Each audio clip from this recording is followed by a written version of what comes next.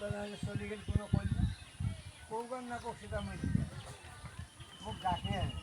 যদি একা আছি যে ওই সকল থাকে একটা চা কটা সরকার মহব্বত চলবে হোটেল গেলাম হয়তো মুই দুদিন ছয় না তবে একদিন না মহব্বতের ব্যাপার এইটা হিসাব করে দেখো অনেক সাইকেল থেকে সালাম আলিকি কত নামবে দাম বলুন